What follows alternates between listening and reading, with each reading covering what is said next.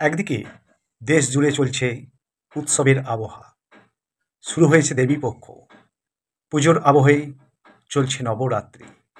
নবরাত্রির এই ৯টি দিন আপামর দেশের জনগণ প্রায় অধিকাংশই নিরামিষ আহার ভোজন করেন।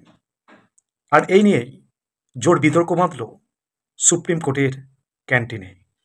সেখানে আমিষ আহার পরিবেশন করায় ক্ষোভে ফেটে পড়েছে আইনজীবীদের একটি বড় অংশ।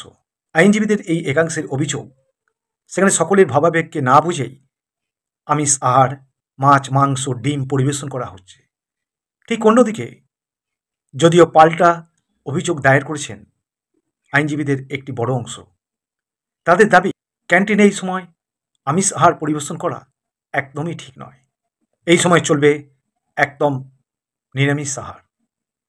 সুপ্রিম কোর্টের বার অ্যাসোসিয়েশনকে তারা অভিযোগ দায়ের করছে। অন্যদিকে আমিষ আহার ভোজনকারী আইনজীবীরাও পাল্টা অভিযোগ দায়ের করেছে বার অ্যাসোসিয়েশনকে। চিঠি দিয়েছে তারা দুপক্ষই। এই নিয়ে চাপানুতর এবং সরগরম গোটা সুপ্রিম কোর্ট চত্বর।